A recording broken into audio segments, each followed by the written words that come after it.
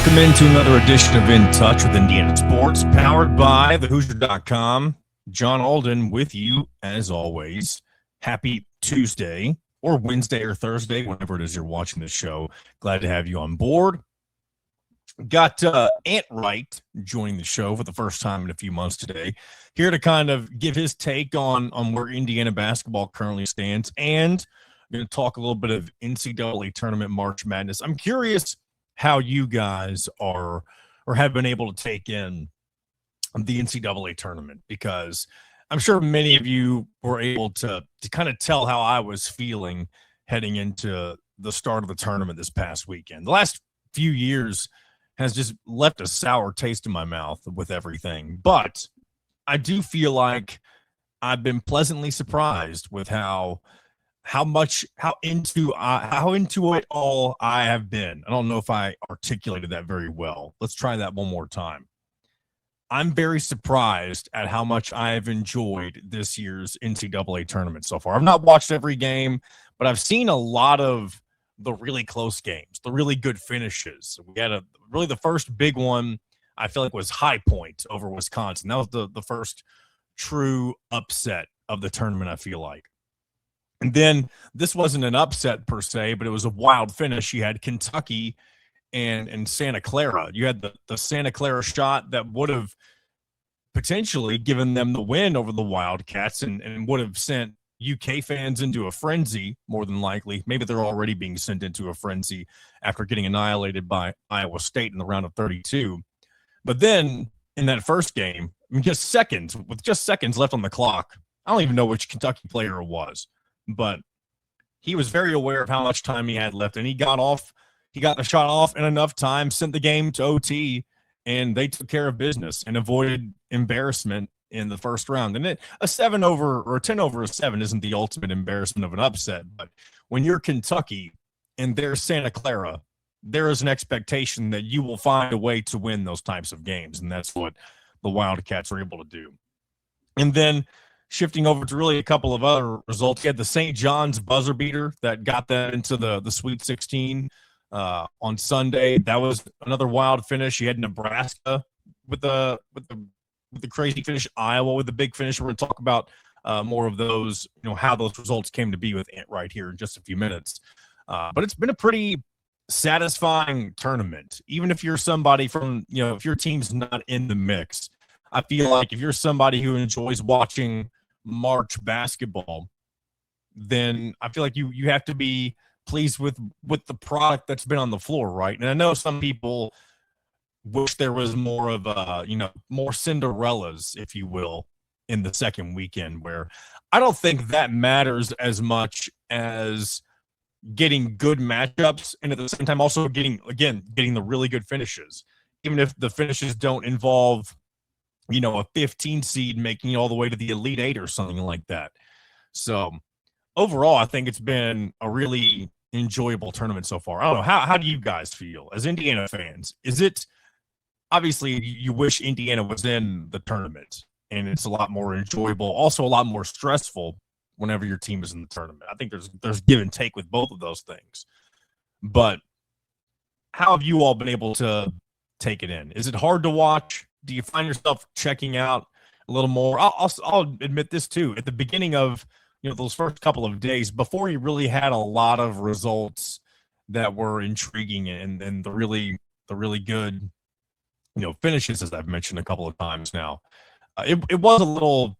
I kind of had to force myself to watch it at first. It's probably the best way to put it. So, but hey, we're headed into the second weekend now. We'll talk more in detail about really how the Big Ten is doing. The Big Ten is doing fantastic. Probably the best the conference has done overall in maybe my lifetime. I don't know if that's to be true. I was born in 97. I feel like there's been many a time where the Big Ten was expected to do pretty well in the tournament, and then you have too many teams exit after the first weekend.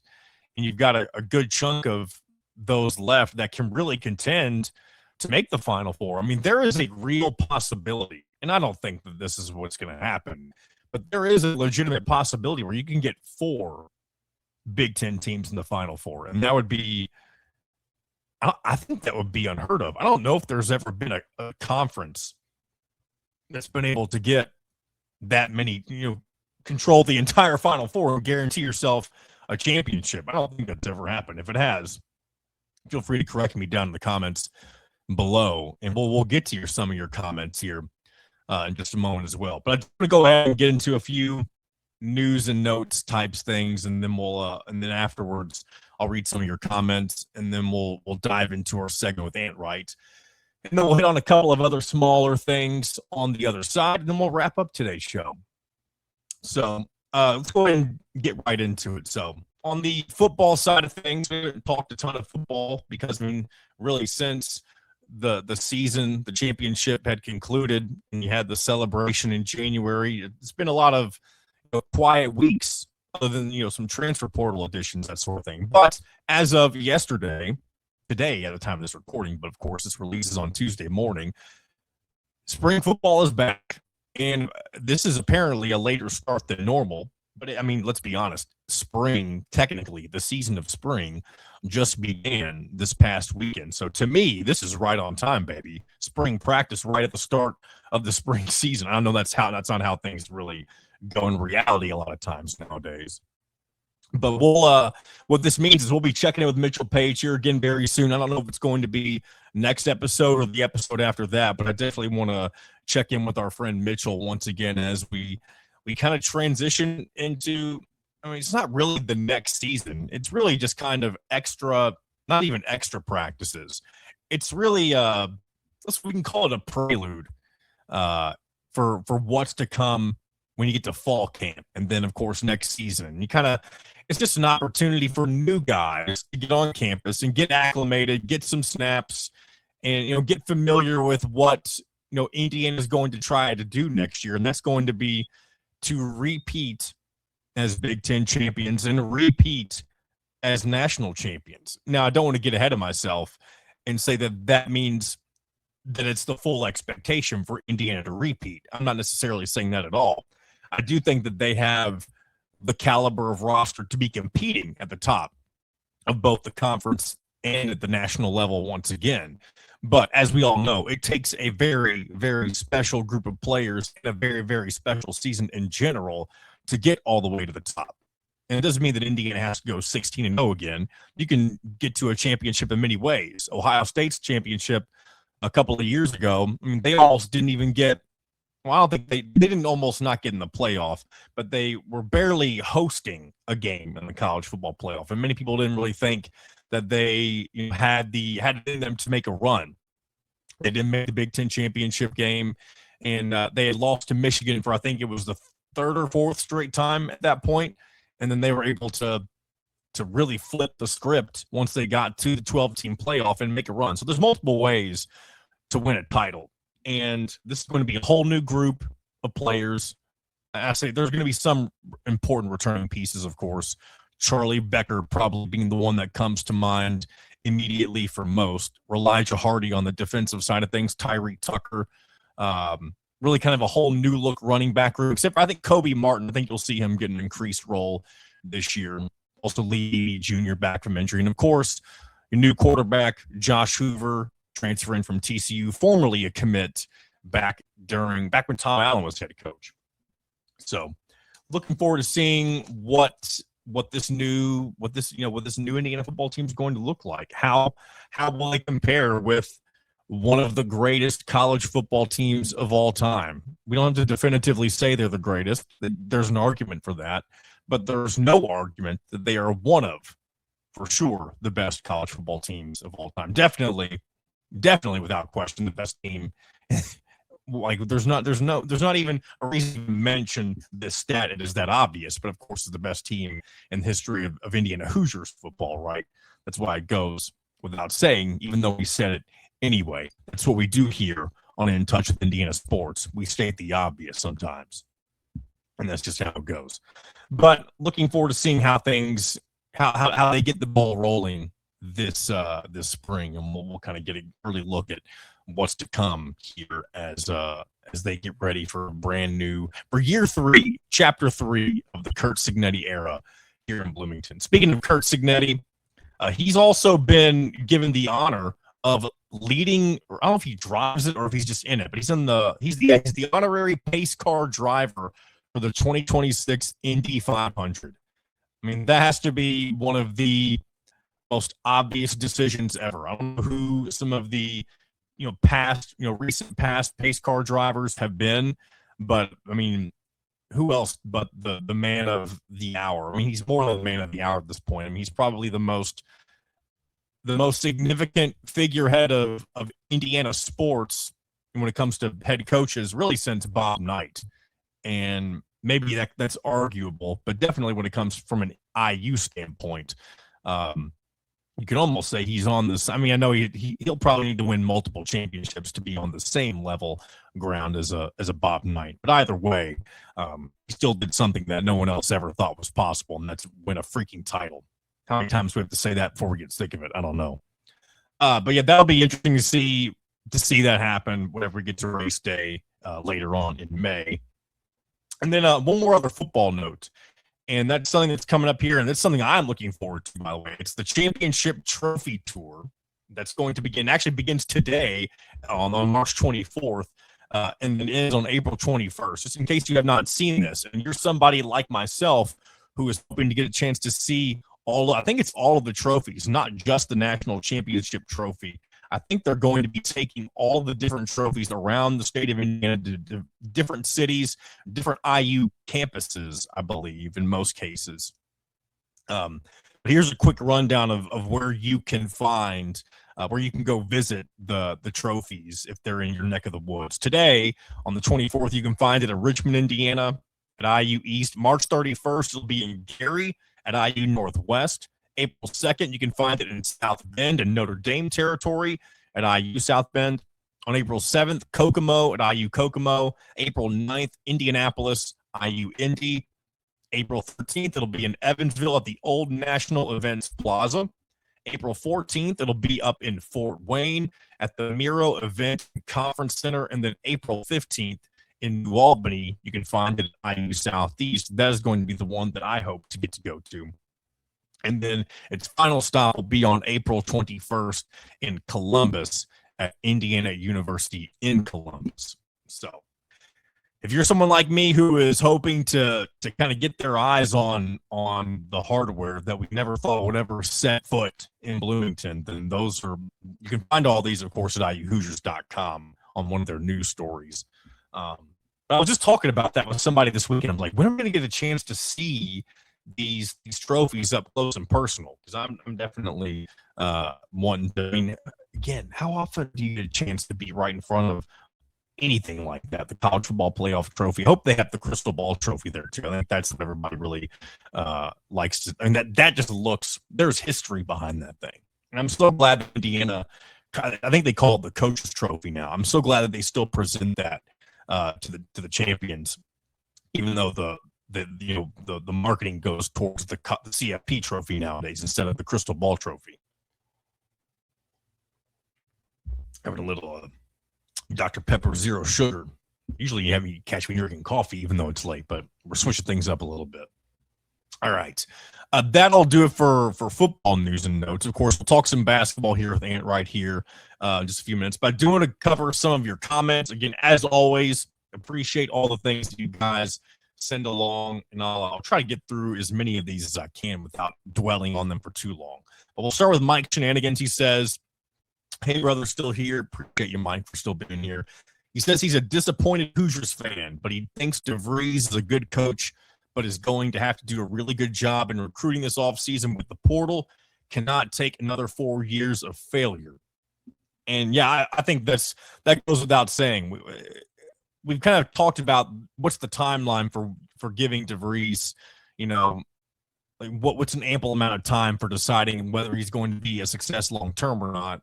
I do think it's unfortunate, but if things take a drastic step back, you can easily pull the plug in year 2. But I think you'll likely see him get at least 3 years to make any sort of headway. If the team can make any significant steps toward being competitive at the top of the league. And that's something that we've hit on really a lot over the last couple of weeks with Dylan Sin and a couple of other guests along the way. So big offseason, really, when it comes to constructing the roster. And we'll talk a little bit more about that as well with Ant Wright coming up here in just a few minutes. Agent All-Star says, John, the fan base for even longtime fans like me is at a breaking point for basketball. Watched them in 1987 when he was 8 years old and saw the great teams in the 90s. We've never fully recovered from firing Bob Knight. We've had moments of being competitive, but they're rare. We need a time machine to go back and punch Kent Harvey before Knight grabbed him. Let's fire up the DeLorean and go fix this. I really like the end of that comment. Not necessarily the punching thing, the punching part of it. But we can fire up the DeLorean and fix some things. If you want to do punching, Agent All-Star, I'm not going to condone it, but I'm not going to keep you from doing what you want to do however you want to go about doing it. But yeah, I think I like the statement that Indiana's never really fully recovered from firing Bob Knight.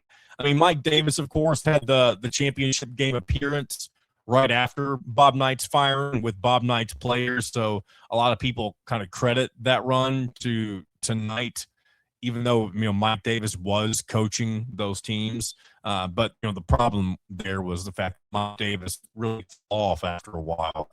After the longer his stay in Bloomington became. And then, really the most success you've seen, Kelvin Sampson, if Indiana still had Kelvin Sampson, there was never the scandal that in this day and age would have never been a scandal. Indiana's probably still relevant. Look at how great Houston has been since Kelvin Sampson got back into college basketball coaching. He had, of course, a little bit of a stint in the NBA with Oklahoma City. And he's been fantastic at Houston ever since, and he'll likely retire there. Not even likely, he will retire there. So it's unfortunate how things played out there. And Tom Crean, Tom Crean was full of ups and downs. 2 Big Ten titles, several missed tournaments, a lot of unfortunate early exits in the NCAA tournament. Of course, everybody remembers 2012 and 2013 when they lost to Syracuse. And then 2016, losing the Sweet 16 to UNC, who ended up going to the national finals, losing to Villanova on that buzzer beater. I think it was disappointing. I thought that Yogi Ferrell-led team could have gone all the way to the Final Four that year. Even though that team wasn't really seen as excuse me, I don't think it was seen as as good of a team as the 2013 team for some reason in the eyes of the national prognosticators and that sort of thing. But I thought it was a better team whenever it comes down to execution, right? And that team won the Big Ten outright, whereas 2013, I think that was a shared title. So both teams had a lot of future NBA draft picks. So you could argue one way or the other which Big Ten title team was the ultimate best. But either way, we are far and away removed from those times now, aren't we? Ryan Fulton says next season they need to be consistently ranked for at least half the season or more, plus earn a protected seed in the NCAA. Also, top 6 finish in the Big Ten is the absolute floor for me in year 2. I think, honestly, Ryan, I don't want to say that those are too high of expectations. I think that's you're kind of listing what the standard should be for Indiana in a regular season, right? And there's years where they should be above that, but I think that's how many people view the standard to be, kind of always near, like really in the conversation. And I think it would be great if you can get them back to that point in second season. I don't think that those are non-negotiables per se to decide whether or not he's worthy of being the long-term solution. But I do like where your head's at though with all that, the way you're thinking about it. Michael Marchese 3362 says, we need not just a decent big man, they need a really good point guard, both offensively and defensively. They haven't scored and facilitated from the point, and they also could not stop dribble penetration by opponents. He then goes on to say, the talent level needs to be increased, but he also worries whether we can attract those kinds of players, and he's not convinced that even if we succeed by that measure, that Coach Darian DeVries can mold them into an excellent team. As flawed as this year's roster was, he doesn't think CDD was able to get them to play smart and well. I think there were a few more wins this team could have squeezed out with great coaching. I think that's why there's been a lot of comparisons, at least from me, to the last 2 seasons under Mike Woodson. It felt like there was a lot of talent left just kind of hanging dry over the last 3 years, where there was momentum during certain spurts of each of the last 3 seasons. It wasn't seized at the right moment in order to continue to make progress at the most important times of the year, right? Not being able to win games that, not necessarily games that you should, but being able to, in high pressure situations, get your guys to execute at a level at which neither one of these last 3 teams have been able to do. And really, that's why it's kind of hard to differentiate between what Woodson did in years 3 and 4 versus what DeVries did in year 1. And understandably so, why people question whether or not DeVries is going to make that big of a jump in year 2. So many question marks, and we're not going to get answers for a while. Of course, I'm sure they're already targeting a couple of prospects even as the NCAA tournament goes on, but it will be likely a couple of weeks before you really start to see some headway.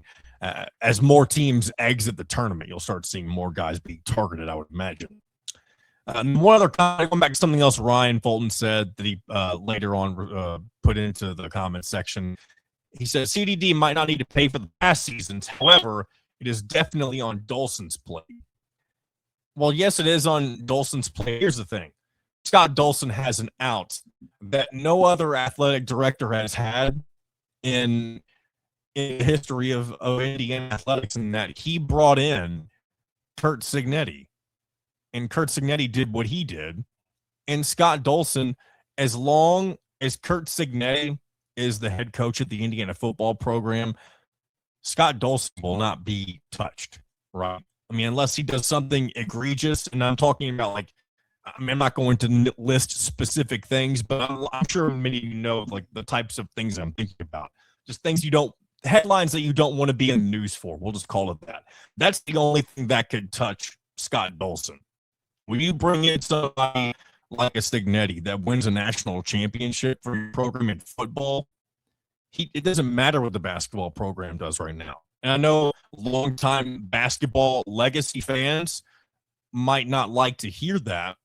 And I'm not necessarily saying that's what you are, Ryan. And you are, maybe you aren't. So I'm not sure of your age.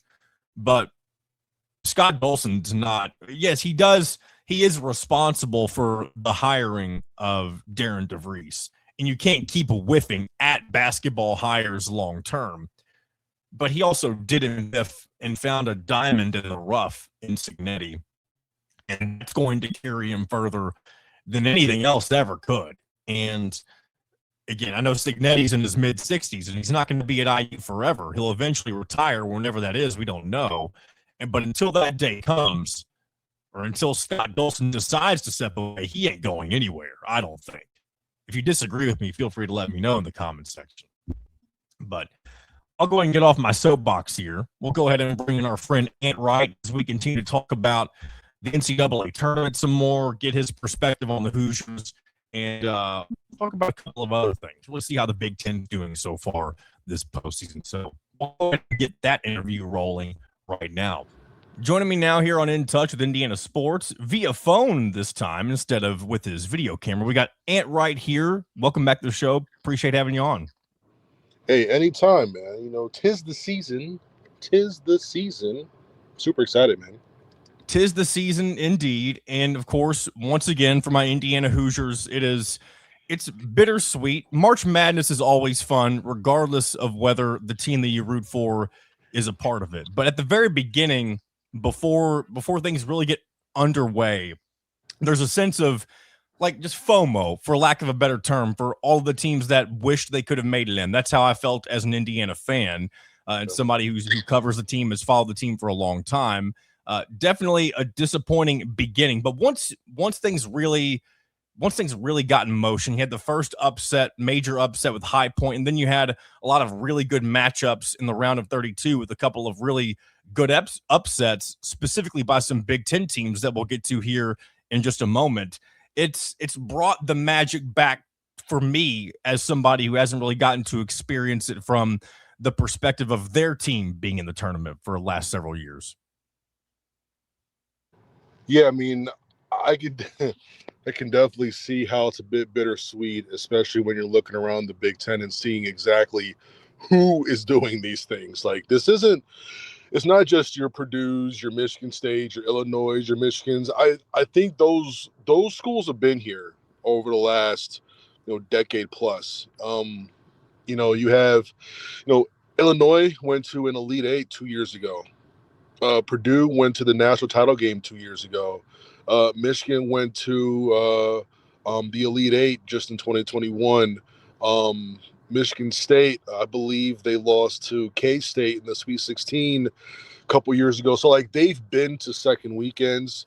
Uh, Outside of Illinois, they've all been to a Final Four in the last, several years.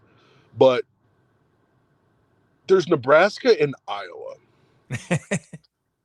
And you look at Nebraska's year in general, just seeing what they were able to do, winning that many games in a row, coming off of a crown championship, right? You lose Ice Williams, you lose Jawan Gary, and for them to do what they're doing with that team, just having a magical season, their first win in history, in the history of their program, and you are taking over Oklahoma City, just red everywhere. And then you win from an in and out from beyond half court by the other team's NBA draft pick. And it's like the guys didn't even know how to respond. And I think that was one of the coolest things to see. Half the guys on the court were like, what just happened? Like, wait, we get to play again.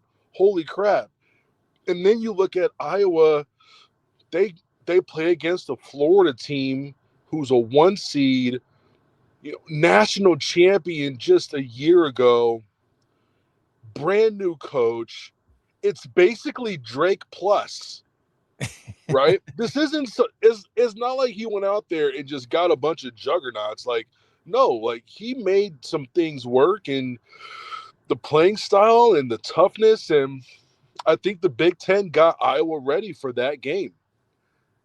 Like that wasn't the first time they saw size this year. They saw it with Purdue, where they have that one clip that was just ridiculous, where like Clough and Kaufman Wren are just throwing like 3 Iowa dudes on the ground. Like, they don't get to that point without plays like that, where they needed to be like, hey, we got to put our big pants on.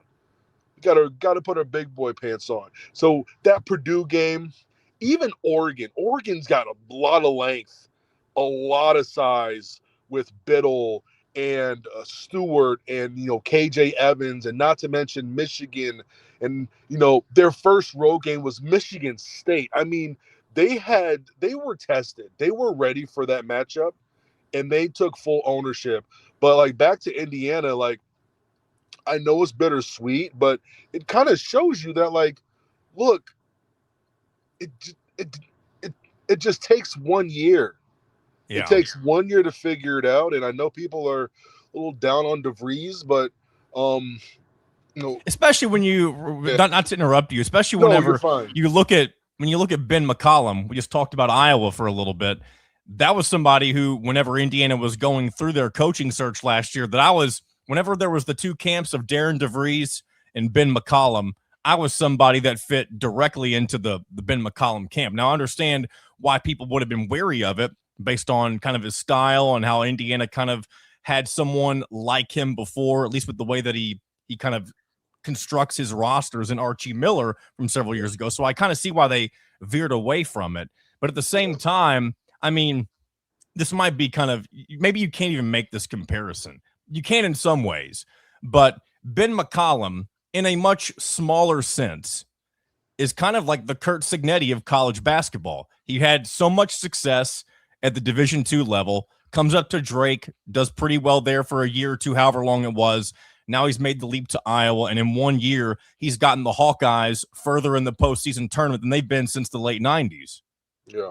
Yeah, so, like, I mean, maybe, but I think what it shows is that in your first year, if you bring guys from your from your old program, it's got to work. Yeah. It's got to work. And Bennett Sturts was, a first team, second team guy all year for them. Not talking junk about Tucker, but Tucker was not. I think he was good. I think he showed signs and he had splashes, but Indiana didn't need splashes. Like, they needed that type of all Big Ten kind of guy. And I think if that guy shows up, they're in the NCAA tournament. Now, whether they progress through or not, we don't know that. But what McCollum has done is he was able to bring his guys and plug some holes and figure it out in that first year while learning about the league. So not only do you have grace with your fans, you're now able to really take a step back and be like, okay, this worked, but man, we could have been better here, and here. And now you're going to get a real picture of what they're going to look like probably next season. And I think that's where DeVries, he doesn't have that same grace with fans right now, but he was also able to really learn about this league on what it takes to really get through and compete at a decent level. Look, it's not like Iowa were like world beaters. Like, they were ninth? Like, they were right in the middle. Like, they Indiana and Iowa were back to back in the Big Ten standings. Of course, the one true comparison you have with those two teams playing each other was Iowa coming to Assembly Hall and absolutely annihilating them, for lack of a better phrase. Which couldn't happen. Then you lose to Northwestern twice. I don't know. You can't have those games, and then you see where you are on the first four out as the third team, and you're just like, damn. And you're looking at the schedule like, man, there's this and this, but like Indiana fans weren't trying to hear it anyway because they were fed up with this season and they want to win 25 plus games again. They don't want this Mickey Mouse bubble crap anymore, Exactly. So I completely understand where they're coming from. Real quick, while we're talking Iowa and Nebraska and kind of how they're the darlings, not only of the Big Ten, but of the NCAA tournament in general right now. I mean, Nebraska, they're a 4 seed. They were technically supposed to be where they're at. But at the same time, historically, they've never won an NCAA tournament game. But now both of those teams are rewarded by playing each other. It's probably the biggest travesty from all of this, I would say. I mean, I don't know. Iowa and Nebraska, I've learned a lot about their rivalry over the last couple seasons, and they had some battles this year. They had some big time battles this year. That game at Carver, that was the most physical Big Ten game of the year. I'm not sure what they're going to let go in this game, but this is going to be intense. The fans are going to be passing out. It's going to be a hot mess. I don't call it a travesty. I call it a blessing. Like, I guess when I call it a travesty, it's unfortunate that one of those teams has to lose and be out of the tournament after this. Is what I mean by that. I'm fine with it. I mean, if they won the games that they've won to meet in the Sweet 16, I mean, one of these guys are going to be in the Elite Eight. That's crazy. That's true. Someone's going to be in the Elite Eight, and someone's going to be able to talk shit for the next like several years type stuff. Like this is right up there with like, UNC sending Coach K-Pack in the Final Four. Like, you know what I mean? Like, unless Duke wins a national championship, UNC will always have that. Like, we retired the greatest coach of all time, arguably. Yeah, it was definitely one of the more interesting send-offs of really in college basketball history, for being honest. But I want to go and ask you this now. Who of all of the remaining Big Ten teams, of course, we've talked extensively about Nebraska and Iowa so far. You got Illinois, Michigan State, Purdue, and your Michigan Wolverines as well. Who do you think has looked the best so far of the teams remaining? Who do you think is best primed to continue on, maybe make a Final Four? Who's looked the best? I would honestly argue that it's your Michigan Wolverines. I know early on in that, but like they've been dog walking people all year, and like people try to like sling mud. Like I had someone hit me up like with like 5 minutes left of the like Michigan State game. They're like, "What's up with your Wolverines, man? They don't look that great. Like they're up by 13. like what do you like? It's like, what's this narrative? Michigan has broken people's brains, and Yeah. that's why. Like this, you know what? Like it's like I can't wait to watch the rest of this season, but I can't wait till it's over for people to come back to earth on what a good team looks like, because they've been beating teams so bad that they forgot, like they just forgot how to watch basketball. Where if Michigan wins by 11, they're like, I don't know, I'm seeing some weaknesses. I'm like, But you know bro, who like went what do through you the mean? same thing, Ant, and I'm sure you're very familiar with this. Indiana football went through this during their 2-year run to a national championship. People could Yeah. not wrap their minds around Indiana football being good. Yeah, it just broke people's brains. It's just like, look, this is a really good freaking team. Are they going to win the national championship? Who knows? We don't know if Alabama's going to hit 23s on what Friday. Like we don't know what that's going to look like. Alabama is fully capable of taking Michigan down. But at the same time, it doesn't change how dominant they've been this season, and and arguably the strongest the Big Ten has been ever.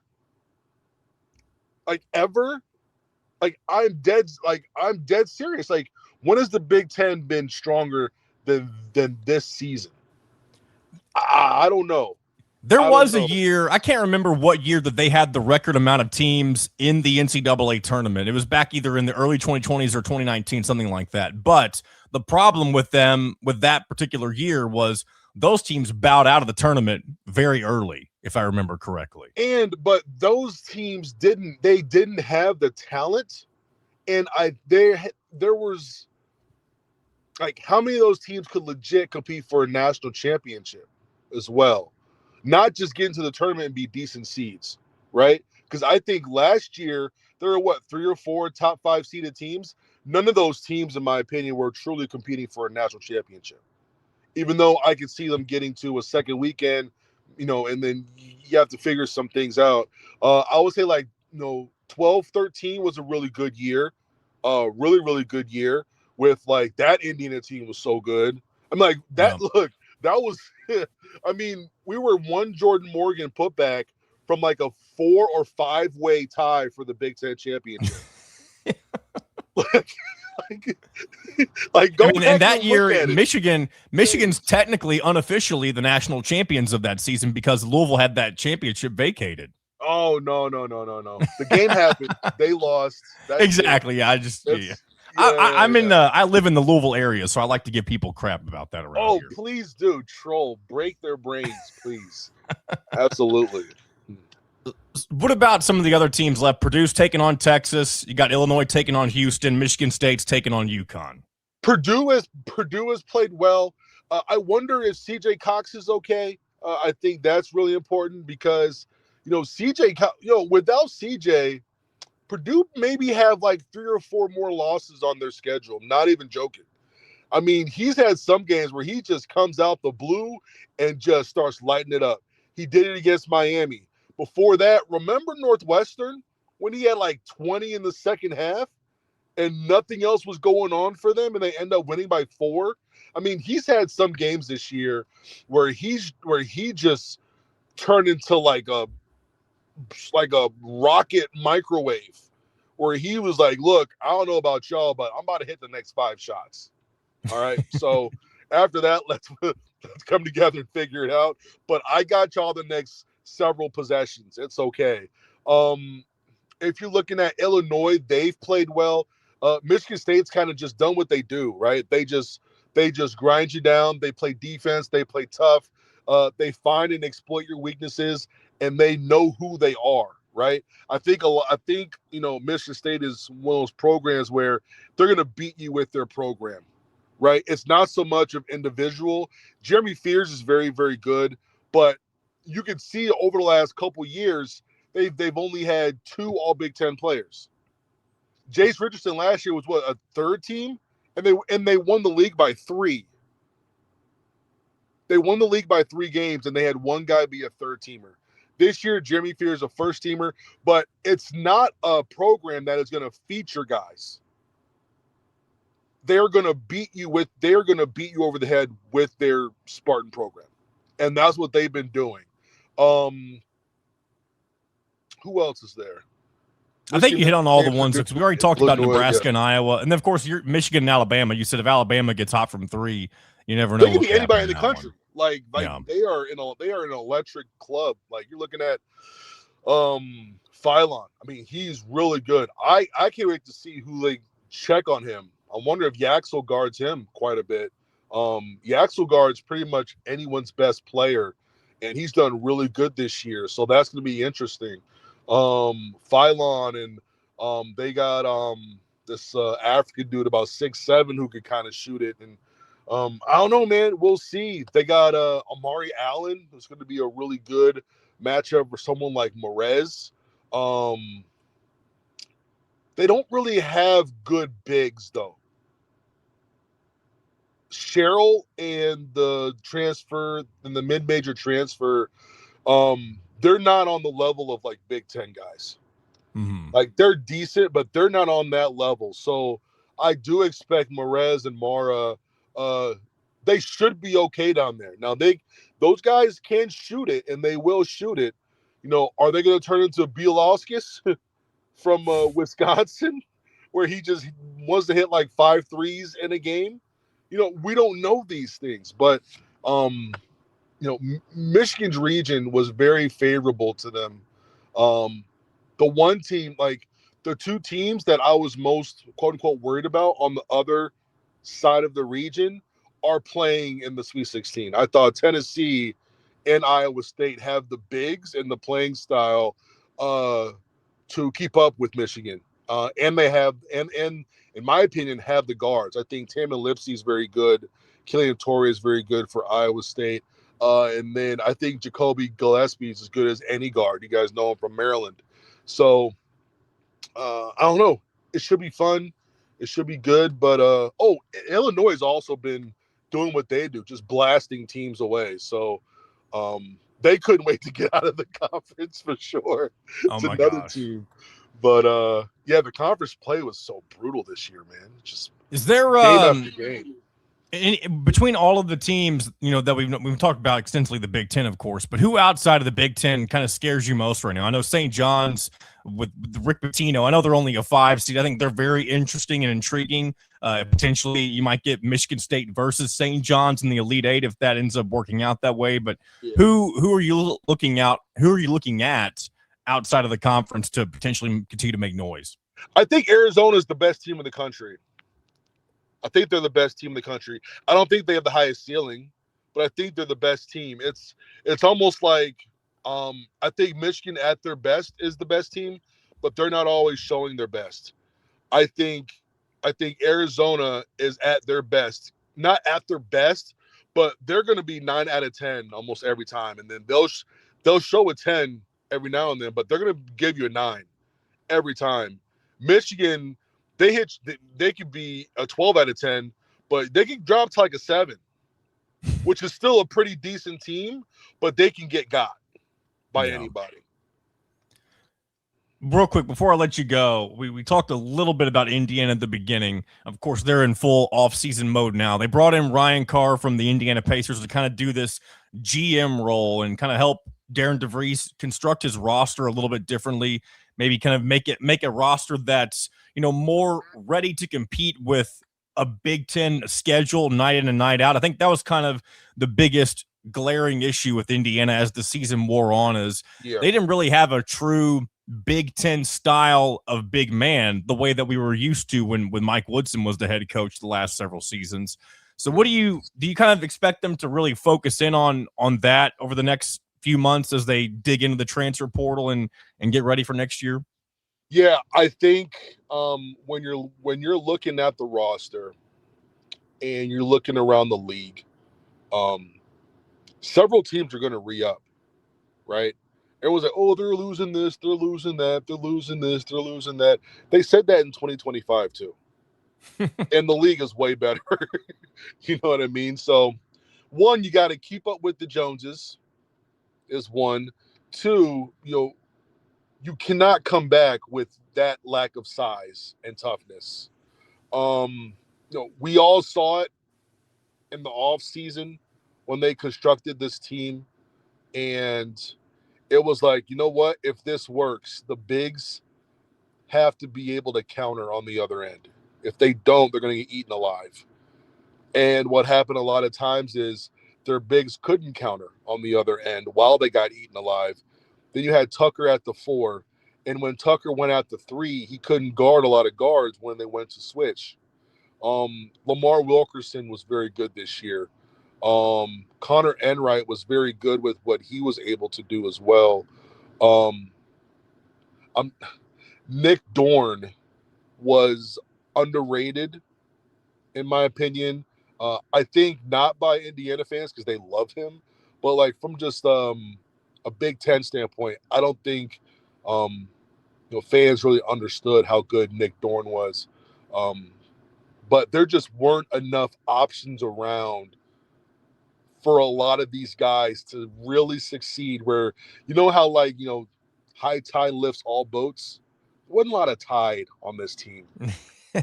Lamar was like every now and then he would go like Super Saiyan, but there wasn't a lot of tide to really lift the play of everyone on the roster. You got to get and not only smaller, not very athletic, not overly fast. It was almost like you can't play chuck and pray in this league. You can't. Someone talked about it the other day. I forget which coach it was, but he said a lot of the better college teams are really establishing that front court and really going big again because it raises the floor of your team.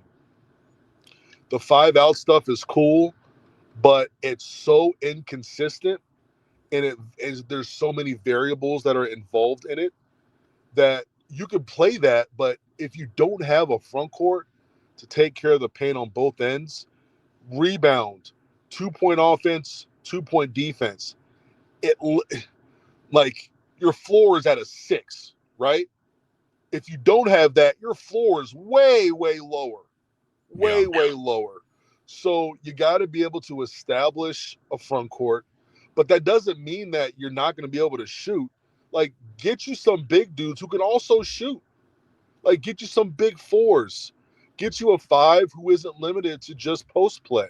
Or get a 5 who's a rim runner, shot blocker, who can, catch the ball and dunk, and then get you 4 skilled guys. But those 3s and 4s got to be at least 6'7", 6'8". Like, you got to be able to stop somebody if you're not making shots. Yeah.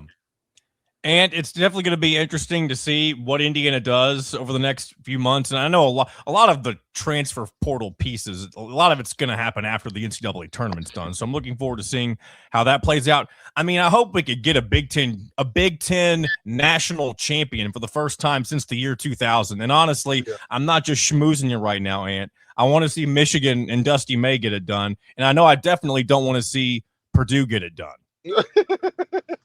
Listen, this is the year of dying jokes. So, listen, if Nebraska can get to a Sweet 16, anyone can win a national championship. I do hope it's someone from the league because that's the only comeback people have right now. You haven't had the championship into the last 56 years. I'm like, yo, bro, shut up. Get out of my face. You know what I mean? Where I know the Big Ten has been just as good as these teams. They've had a bit of bad luck, but they're highly capable this year. And when you're highly capable, you want to be able to close out those games. Like Michigan State gets UConn. I'm looking at the matchups. I'm like, yo, ain't no way UConn's going to beat Michigan State. I just don't see it. I think Michigan State. I'm pretty high on the Spartans too. I'm really high on them. For some reason, I had an inkling to put them in my Final Four. This just feels more like a traditional Izzo-style team that just is tough, hard-nosed, and can just find their way to a Final Four. I think that's very likely for them. Yeah, I think so too. And you have, Duke, they look a bit iffy, a little bit banged up. I mean, you can definitely get them for sure. I like Michigan State in that region. I really, really do. Michigan, they can like other teams are going to really need to play their best game all year. Iowa State, I don't know the health of Joshua Jefferson. Man, I don't know. And then you have Houston. You got 3 Big Ten teams coming into your city. Man. And the one you got to play has a bunch of European dudes ready to come at your neck. It's gonna be wild this Sweet 16 and Elite 8 weekend. This is the most fun I've had watching the tournament when my team's not been involved in a long time. So it's definitely been a good March Madness so far. I can definitely see that.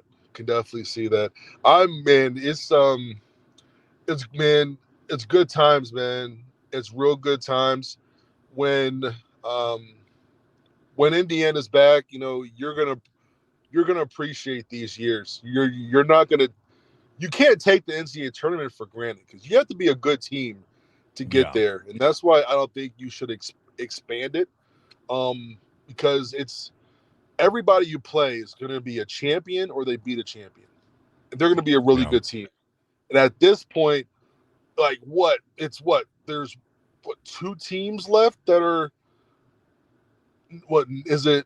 Iowa and Texas, are those the 2? They're both 9 and 11. Those are the highest seeds remaining. And that's what Texas out of the SEC, and you have Iowa from the Big Ten. I mean, there are no more mid-major teams left. They're all from the big conferences. So, this should be another really good Sweet 16, Elite 8, Final Four, just based off of, all the fat getting cut out, kind of. Yeah. No upsets. I know. Other than High Point winning a game against Wisconsin, we really didn't get the, I would say, typical Cinderella story, but we really didn't have it last year either. So, and this is maybe NIL and the transfer portal is finally catching up to the old side of March Madness a little bit, where you don't get as many of the St. Peter's type of teams that make a random run to the Elite 8 as a 15 seed. Did you see my tweet the other day? I see a lot of your tweets. I don't know which one you're talking about.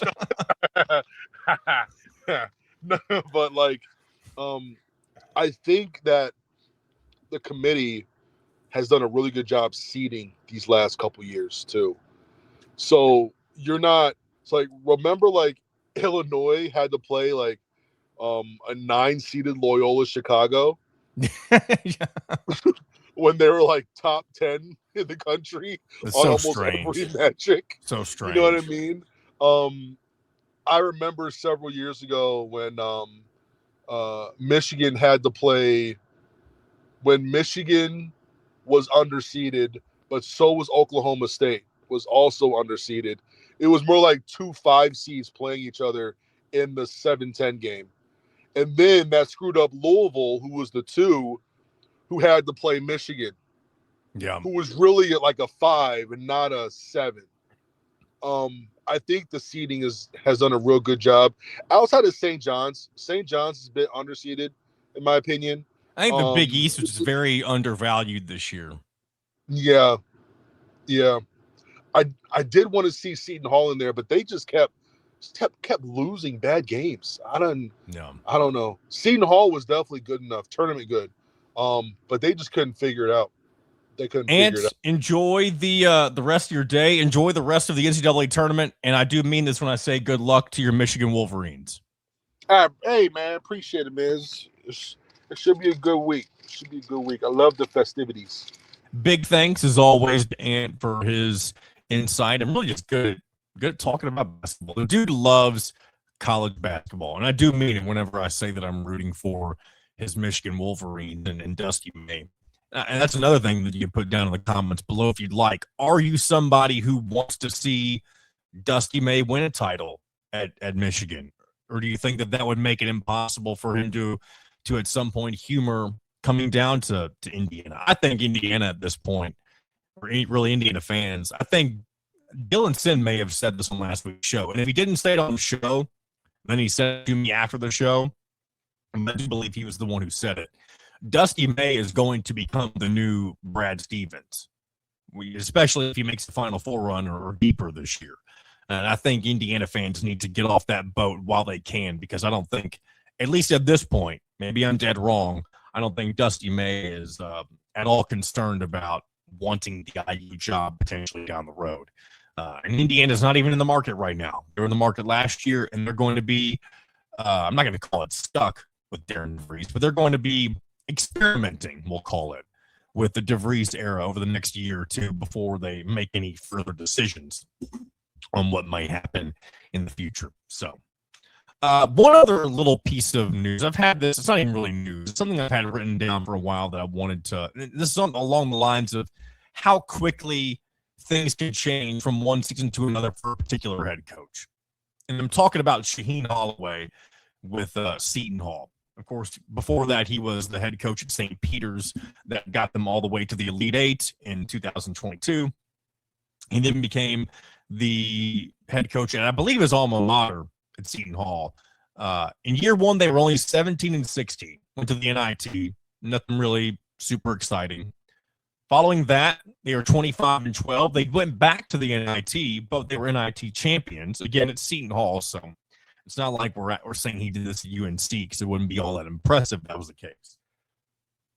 Then in year three, though, the bottom really fell out for him.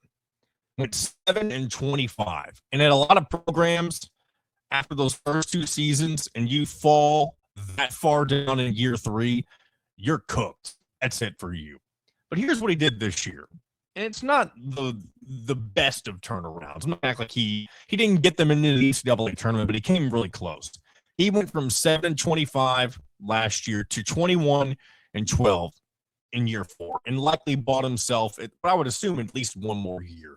So we'll see if he can capitalize. But I thought that was just an interesting little, cycle of records for him. I mean, especially the jump from 2-3 and 3-2. Really, 2-3 was more of a fall off. But it'll be, I'll be interested to see. I thought Shaheen Holloway was somebody who was going to be like kind of one of the next big things in head coaching for a while. That may not be the case, but either way, he's still kicking. To my knowledge, I hope I'm not dead wrong about this. I guess there could be a chance that I totally missed out on him being fired, but either way, I did think it was worth seeing how drastic his last couple of seasons have been from each other. So I just wanted to throw that in. And I guess at this point, we're going to go ahead and get close to wrapping this up. We're going to go ahead and check in on Indiana baseball and Indiana softball, and then we'll call it a day. Indiana baseball had probably their best week of the season last week. They went on the road midweek at Vanderbilt. Now, it's not a typical Vanderbilt team. It's not, number one and number two, top five. Really, I don't even think they're in the top 25. They still went on the road down to Nashville, one of the worst venues to play in if you're the road team, with the Vandy Whistler. And who knows if he was there. I don't know if he was or not. But either way, Indiana got the 5-1 victory on the road to kind of kickstart a pretty good weekend for them. They welcomed Minnesota over the weekend. They won 8-6 on Friday, 7-2 on Saturday, and then unfortunately could not complete the sweep on Sunday, losing 2-14 in 8 innings. That brings their record to 10-13 overall. Still not anything to be super excited about. 3-6 in conference play, but they do have momentum that they really have not had at any point so far this season. So I'll be interested to see if they're able to push that further into this upcoming weekend. They got Indiana State today, and then this weekend they'll travel to top 25, really number 24, Nebraska, the Cornhuskers, pretty proud baseball program historically.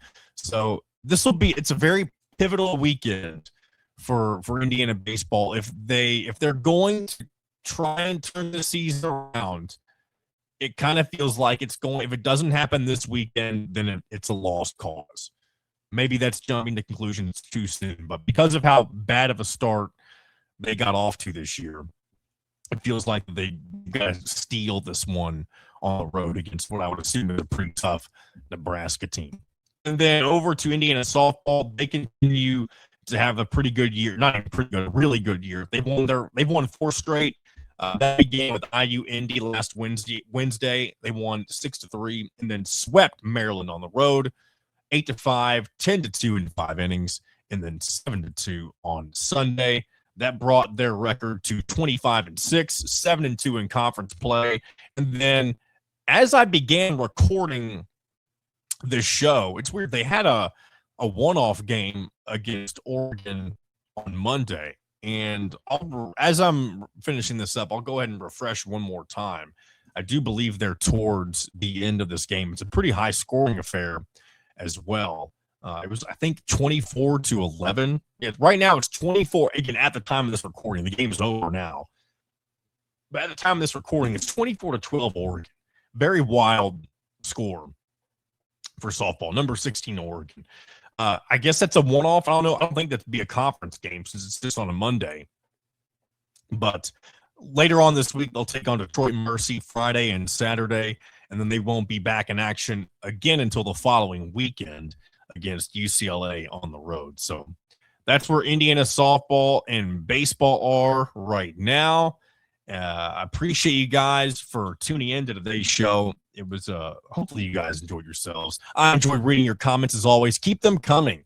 Anything you want to chime in on, whether it's Indiana basketball, football, even baseball, I mean, you're not going to get a whole lot of reaction from me when it comes to baseball or softball compared to what you get from football or basketball, but comment on whatever you want to comment on. I appreciate anything and everything. You got criticisms, you got compliments, whatever it is. I'll look at it all, and I appreciate every last one of you for tuning in each and every week. And until next time, this has been another edition of In Touch with Indiana Sports, powered by thehoosier.com.